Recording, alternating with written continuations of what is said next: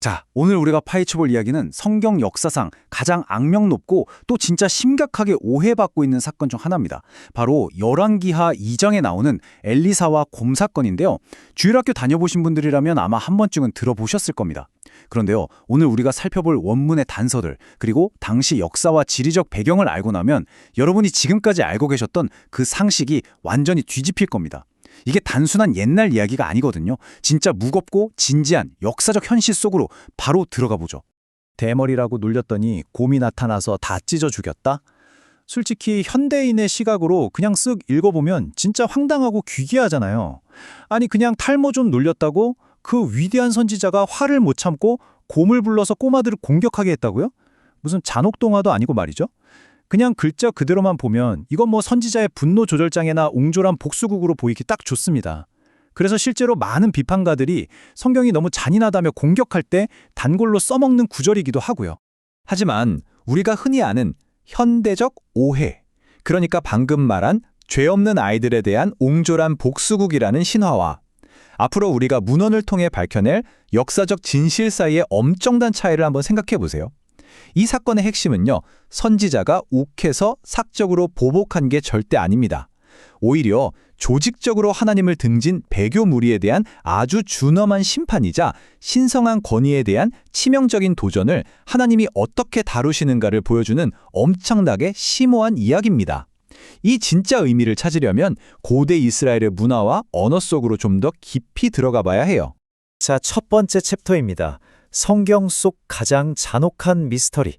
이 미스터리를 제대로 풀려면 당시 사건 현장을 다시 구성해 봐야 하거든요. 기록을 보면 엘리사를 조롱한 직후에 무려 42명이나 되는 엄청난 인원이 두 마리의 곰에게 죽임을 당했습니다. 개혁주의 청교도 관점에서 이 기괴한 사건을 현미경 보듯 들여다보면 아까 말씀드린 대로 이건 절대 단순한 핫풀이가 아닙니다. 이건 하나님의 대언자인 선지자직에 대한 정면 도전이었고요. 당시 북이스라엘 전체에 쫙 퍼져 있던 영적인 타락에 대해 하나님이 얼마나 엄격하게 심판하시는지를 보여주는 아주 중요한 역사적 레슨인 거죠. 그럼 우리가 흔히 하는 첫 번째 오해부터 바로 잡고 가보죠. 어린아이가 아니었다. 이 사건을 이해하는 완전 결정적인 첫 번째 열쇠가 바로 히브리어 원어 나아르에 있습니다. 사실 번역의 한계 때문에 우리가 완전히 엉뚱한 상상을 하고 있었던 거예요. 우리말로는 보통 어린아이들이라고 번역되어 있잖아요. 근데 이 나아르라는 단어는 갓난아기나 유치원생 꼬마들을 뜻하는 게 아닙니다. 오히려 아직 결혼하지 않은 건장한 청년, 소년 혹은 사환을 가리키는 단어거든요. 일례로 솔로몬이 왕위에 올랐을 때 이미 성인이었는데도 불구하고 스스로를 낮춰서 작은 아이라고 불렀던 적이 있어요. 그때 쓰인 단어가 정확히 이겁니다. 그러니까 엘리사를 조롱했던 무리는 그냥 철없는 꼬마들이 아니라 신체적으로 충분히 장성하고 힘을 쓰는 청년들이나 지역 불량배들이었다는 뜻이죠. 그리고 이 42명이라는 숫자, 이거 한번 생각해 보세요. 희생된 사람만 42명이면 실제 그 자리에 모여있던 사람들은 훨씬 더 많았다는 얘기잖아요. 덩치 큰 건장한 청년 수십 명이 때를 지어서 선지자 단 한 명을 빙 둘러싸고 압박하면서 조롱했다? 이건 동네 놀이터에서 애들끼리 장난친 수준이 절대 아니죠. 다수의 폭력적인 집단이 아주 조직적으로 위협을 가한 거고요. 더 나아가서는 당시 신정국가의 영적 질서를 무너뜨리려는 아주 치명적인 폭동이었습니다. 아마 엘리사는 그때 엄청난 생명의 위협을 느꼈을 게 분명해요. 이어서 세 번째 섹션 두 번째 오해입니다. 이건 단순한 조롱이 아니었습니다. 자, 이 거대한 무리의 진짜 정체를 알았으니까 이제 그들이 엘리사에게 던진 그 모욕의 진짜 뜻을 한번 해독해 볼게요. 이 사람들이 대머리여 올라가라 라고 소리쳤잖아요. 이거 하나하나 뜯어보면 아주 충격적입니다. 먼저 올라가라 라는 말, 이건 직전에 있었던 일이죠. 엘리사의 스승인 엘리야가 회오리바람을 타고 하늘로 승천한 사건을 대놓고 비꼬는 엄청난 신성모독이었어요. 야, 네 산생이 하늘로 올라간 것처럼 너도 그냥 하늘로 꺼져버려 하면서 하나님의 기적을 조롱한 거죠. 그리고 대머리여 라는 말도 그냥 머리숱 없다고 외모를 비하한 게 아닙니다. 고대 근동에서 대머리라는 표현은 문둥병자나 부정한 사람으로 취급받는 이들을 향한 아주 극심한 멸시의 표현이었어요. 한마디로 이 청년 무리는 하나님의 거룩한 직분을 맡은 새 선지자의 권위를 정면으로 부정하고 그를 사회에서 추방시켜야 할 부정한 사람으로 낙인 찍으면서 철저하게 모욕했던 겁니다. 네 번째 챕터로 넘어갈게요. 사건의 현장, 타락한 베델.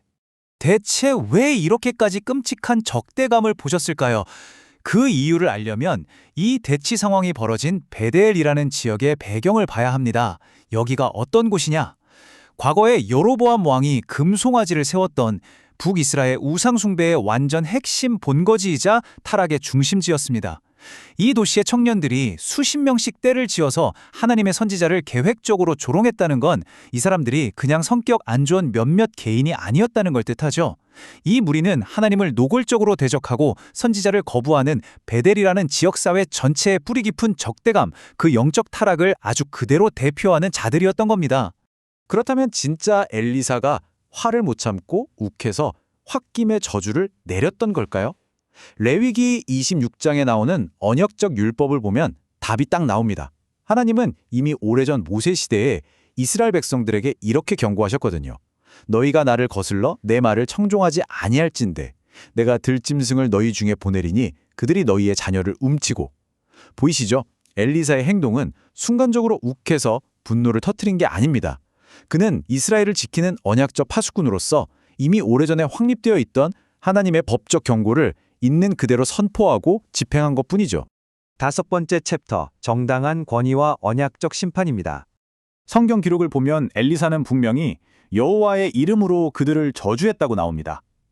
그리고 그 저주를 이루기 위해 숲에서 곰을 보내신 분은 엘리사가 아니라 바로 하나님이시죠. 만약 엘리사가 단순히 자기 대머리 놀린 거에 화가 나서 사적인 화풀이를 한 거라면 그 공의로우신 하나님이 그 저주에 응답해서 맹수를 보내셨을 리가 없잖아요. 이건 완고하게 반항하는 타락한 세대에게 거룩한 두려움을 다시 일깨워주고 엘리사가 엘리야를 잇는 하나님의 진짜 후계자라는 걸 온 이스라엘에 아주 공식적이고 단호하게 알리려는 하나님의 주권적인 심판이었습니다. 자, 어느덧 마지막 6번째네요. 이 사건이 현대에 주는 영적 교훈입니다. 그럼 이렇게 치열했던 고대의 역사적 사건이 지금 이 시대를 살아가는 우리에겐 대체 어떤 의미가 있을까요? 개혁주의 청교도들이 이 사건에서 뽑아낸 3가지 핵심 교훈을 우리 삶에 한번 적용해보죠. 첫째, 권유에 대한 존중입니다. 하나님의 대언자를 조롱하고 배척하는 건 곧 그를 보내신 하나님 자신을 조롱하는 것과 같다는 아주 무서운 경고죠. 둘째, 심판은 진짜 있다는 겁니다. 하나님은 한없이 자비로우시지만 동시에 교만하게 반역하는 자들에게는 언약에 따라 소멸하는 불로 임하시는 분이라는 사실. 그리고 셋째, 사실 이 부분이 제일 뼈아픈데요. 바로 다음 세대에 대한 교육입니다. 베델의 그 건장한 청년들이 도대체 누구한테 그 끔찍한 조롱과 냉소를 배웠을까요? 맞습니다. 바로 우상을 숭배하던 자기 부모 세대의 불신앙을 가정에서부터 그대로 물려받았던 거예요. 오늘 우리가 나눈 이야기의 모든 단서들이 결국 이 묵직한 질문 하나로 모입니다. 베델의 부모들이 자식들에게 영적인 냉소와 조롱을 가르쳤던 것처럼 우리는 지금 이 세속적인 문화 속에서 우리 아이들, 다음 세대에게 과연 어떤 유산을 남겨주고 있을까요?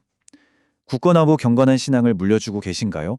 아니면 세상을 향한 불신앙의 조롱을 물려주고 계신가요?